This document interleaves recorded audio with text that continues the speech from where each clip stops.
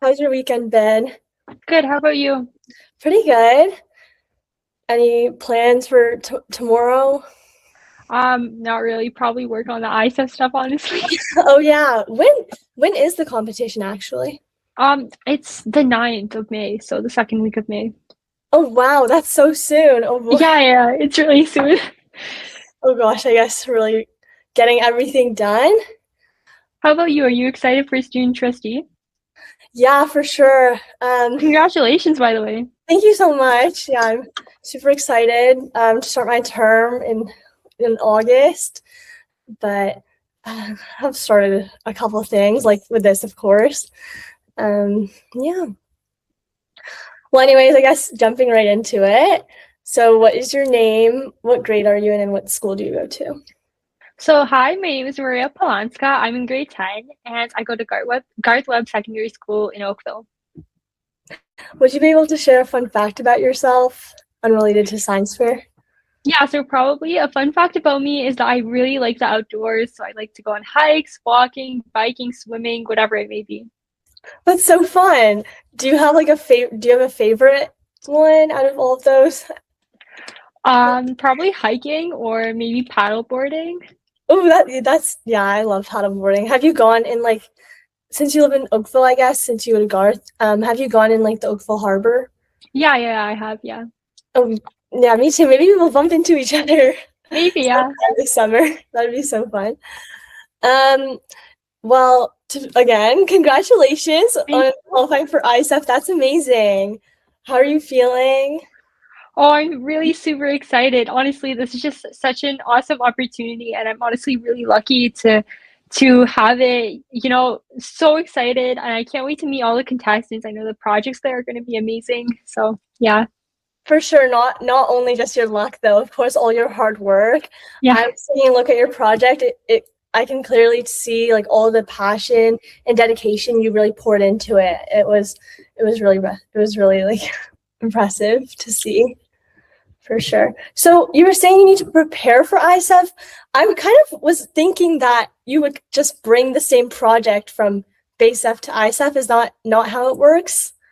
Okay, well, you do bring the same project, but there's so much stuff. Like the past week and a half, we've been doing some forms. There's a lot of forms for ISEF. There's just a lot of formalities. We also have to record some videos, some presentations, and that's really fun because I love showcasing my project. And we get to make these awesome online things like little virtual booths. Also, redesigning the poster for ISEF because we have a bit more space. And personally, I'm choosing to also just get a bit more data for my project, just improve it a bit more before ISEP. So just a bit more work. Okay, that makes more sense. Yeah, I was kind of confused because I've been like talking to a couple other ISEF participants, and they were also saying they're like working on some stuff. And yeah, thanks for clarifying. But no, of course, again, I can totally see like how much you love your project and like how really how much dedication you're willing to pour into as you are like collecting more data and fully like remaking your poster. Like that's just amazing. Thank you.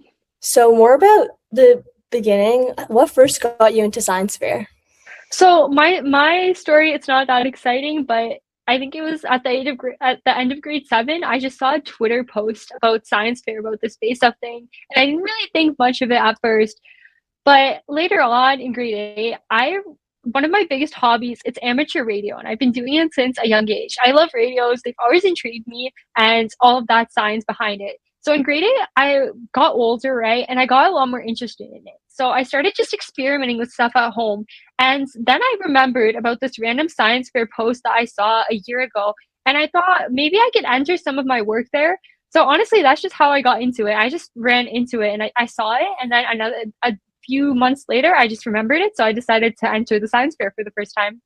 That's so fun. So then you've done it for the past 3, is this your 3rd year? Yeah, this is my 3rd year, yeah. Oh, wow. Did you do a similar project in the past or?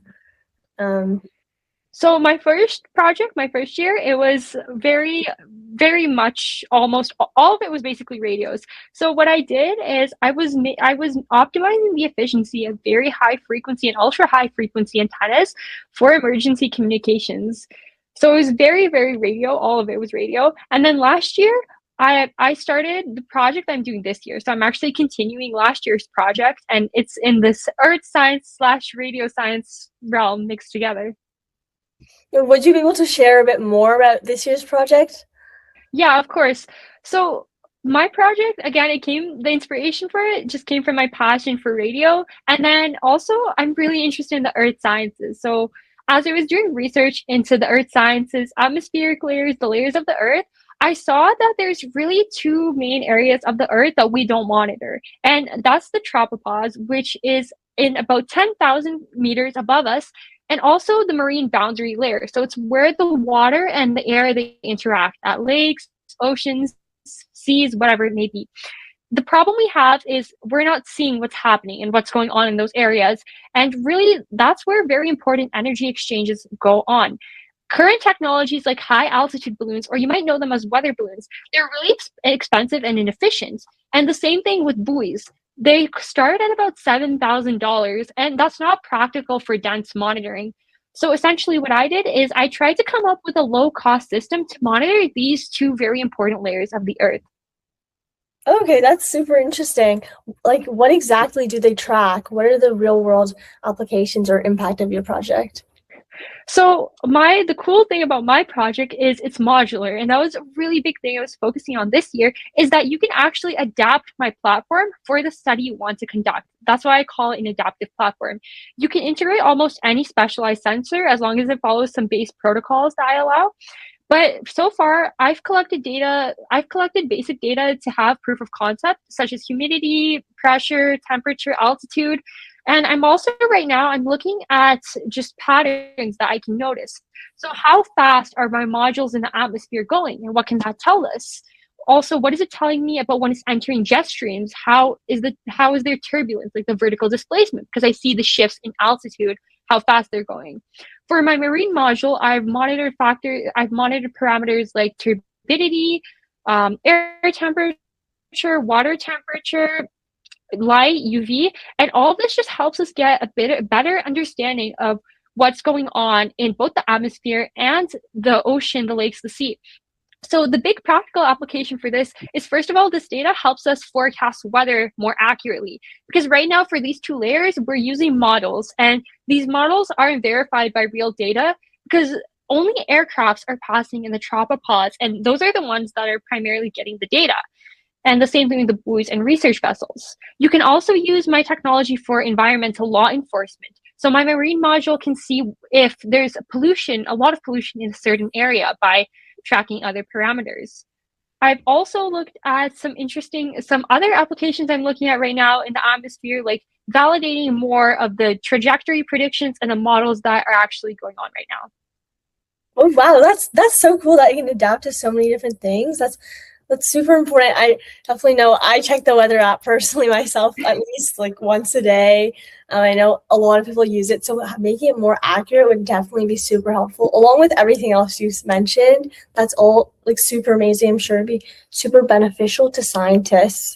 I know you mentioned that this project came from your passion for radios, but beyond that, how did you come up with the idea of like creating this kind of balloon? Was there a specific moment or problem that sparked it? Yeah, of course. So 2 years ago, I was scrolling through a journal. So because I do radio, I'm a member of the Radio Amateurs of Canada.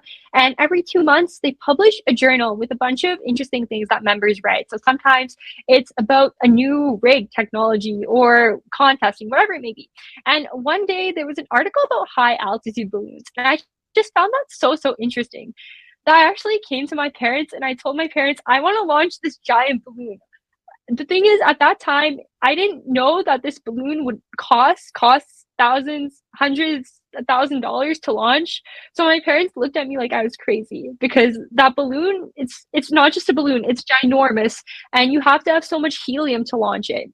But I was really intrigued with the high altitude balloons, and it was really something that stayed with me, that article.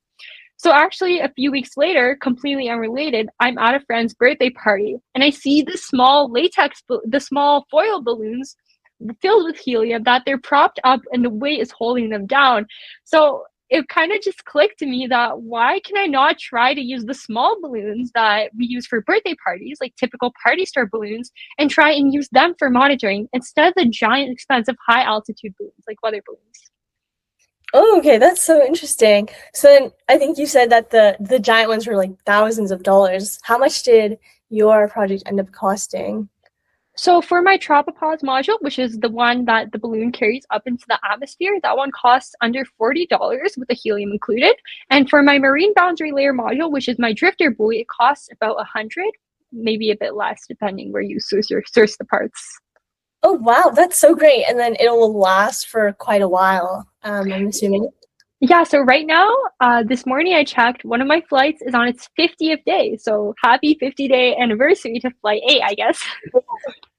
Oh my gosh, that's so cool. And that's such a cost efficient, solely cost efficient for scientists to be using that. That's amazing that you came up with that. And then did you design it all yourself too? Or did you take inspiration from the bigger ones? So I definitely, I took a lot of inspiration from things that already exist right now. I did a bunch of reviews on current technologies, just looking at the high altitude balloons, looking at what satellites can give us. I really compared a bunch of the technologies. And of course, just looking at what people are currently trying to do with these atmospheric monitoring tools, with these buoys, definitely a lot of scrolling forums, seeing what people are talking about at these hobbyist forums, looking at DIY projects that people have been doing for buoys also to make sure mine's different, to see how can I improve. So really in science, it's really important to look at what people have already done and just make sure that you can build on it. For sure. I think you mentioned you've tried to make your project different from others. How exactly did you do that? So for me, the main element is cost, right? For $40 and I've got 50 days of monitoring, like that's cents a day now. We're talking cents per day per real-time data that we're getting. So that's the first big difference is the cost. And the second one is the longevity. The balloons, they've been up there for 50 days, right? High altitude balloons, they're there for about 4-6 hours, not that long, right? So the cost is really expensive. And I think the really interesting one that I'm super proud of is for my drifter buoy. The big difference is I use a balloon to hold the antenna, right? If you look at typical drifter buoys or even stationary buoys, you'll see that they don't have this gigantic wire attached to it as the antenna, because my transmission, it's free, right? I'm using radio-based transmission. So a problem with that is I also have to have a longer antenna to transmit because I'm using high frequency bands. So the novelty really comes that I'm using the balloon to support the antenna. I think that's really cool. And when I was actually testing it all the time in Lake Ontario, people would come up to me and ask me why there's a balloon on the water. So it's really fun to tell them the story. Oh my gosh, no, of course, I'm sure they would be super curious. That's totally so interesting. And I love how your project really, really just made science more accessible to even more people, because like personally when I see one of those balloons I would totally think that costs so much money, but hearing it's only $40 and it's lasting so long at such a high elevation is absolutely wonderful. That's just amazing that you're able to create this and that it's still working. That's amazing. I totally can see why you qualified for ISEF. Continuing on with that, what creative approaches or thinking did you use when coming up with the initial idea and when like designing it?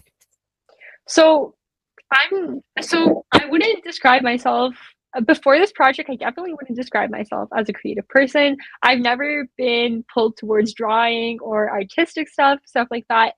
But the project did make me really bring out my creative side, because I mean, I did end up using balloons for environmental monitoring. So we got there at least. But for creative principles, definitely it's not just staying conformed in what people expect out of a system, right? You wouldn't expect a buoy on the water to have a balloon moving it. And in fact, that wasn't the only thing. There's so many underlying parts that I had to think about. I had to think about how the wind would influence its movement rather than the currents. And it was actually just being able to take that leap from what people typically do, experiment with something novel, a different approach, and see if it works. Oftentimes it doesn't, but that's okay. You still have to go back and try your creative approach or new approach, because if you're always reusing what has already been done, you limit yourself to the amount of discoveries and new things that you can do. So definitely, no matter how wild you think an idea is, you have to try it. That's what I've learned with creativity and the science process. For sure. I love that. I love that what you said about how you didn't consider yourself a creative person, but I can totally see that you've used so much out of the box thinking when coming up with your project. Like, I know art isn't the only kind of creativity, but I would say it's but I would totally say it's one of the more like stereotypical kinds of ideas of creativity. But yeah, when I saw your project, I was like, a balloon? That's so cool. Um, I know you mentioned that there were kind of some challenges along the way. What was the most difficult part of turning your idea into reality? Okay, so many challenges, and I think the better question is, what challenges did I not face during the project? But if I had to pick one, I'd have to narrow it down to two. So the first one, of course, is getting started. Because at the start, you have this ambition, you have this big idea, and going from nothing to having a product, it's really scary because you don't know where to start. There's just so many moving parts, especially when I was working on my buoy. I had these ideas, I had these questions, how to transmit, how to float, what sensors should I add, all of this. And it's just starting is really difficult. But you just have to go for it. You have to pick an element, whatever seems the most fundamental, the most basic of it, and start from there. Actually, what my buoy looked at the start, it was literally Tupperware from my mom's closet, from our, like, wherever we put our dishes. It was a piece of Tupperware on a piece of styrofoam. That's how my buoy started, right? And then it evolved. So definitely getting started is hard. And then the second challenge I had, which was a bit more technical, was again with the antenna on water. Because right now there aren't high frequency antennas that we can use that lay right on the water. So the big question for me, would my antenna actually transmit? Would it work? So it was a lot of days at the lake testing it, looking at different configurations, seeing how the wind really bends it, changes it. Those were definitely the two main challenges. And then on top of that, the lake decided to freeze this year to make it a bit more challenging for me. So Oh my gosh, that's terrible. Oh boy. How did you end up collecting the data? Was it transmitted? I know you said like through a radio. How does that sort of work? okay, so right now, typical solutions like the buoys, they use satellite communications, right? And it's expensive because you have to pay for them, like through the satellite. I'm using radio, so this means it's free. By using a radio protocol, essentially my buoy, it transmits to an existing network of stations that exist all over the world. So amateur radio enthusiasts like me, we have a radio station set up in the basement or wherever it may be, and it just collects signals. So hobbyists, we use this radio transmission to evaluate our systems to see how far I can get a transmission going. So what I decided to do is I decided to use this system to transmit my data. So people all over the world, they receive these data and then they forward it to an online database on the internet where I can retrieve all the data that pertains to my call sign, so my identificator, and then I decode that data and actually get the sensor readings and all the data that my modules are collecting. Okay, that's super interesting. Thanks for explaining that to me. During your project, did you change, as in make any improvements to your project while you were working on it? I know you said you went from a Tupperware styrofoam to, like, what is it like now? So definitely lots of changes. Not what I was expecting at the start, of course. Definitely many changes, especially if you're going with a project where you're engineering something, you're innovating something. Changes are bound to happen because there's always something you didn't consider. There's always a constraint you didn't consider, a problem you didn't consider. There's always something that existed. One of the really cool findings I had was for my buoy, I really wanted it to be sphere shaped, right? Because when you think of a buoy, you think of a sphere, right? But I actually learned, I think this was in December, that Arctic animals will actually play with spheres and try and eat them. So if my buoy would get into the Arctic, that wouldn't be good. So I changed it to a cuboid. It's all of these small things just make up a bunch of changes. And when you add them together, the end product just ends up being so different than what you initially wanted it to.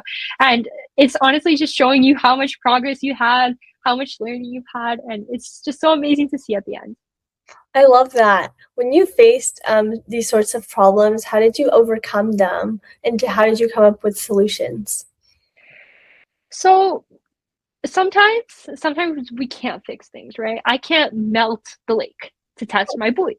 So what I would do is I didn't actually get to have a full deployment. I'm actually planning to do one really soon, so probably this week, sometime this week.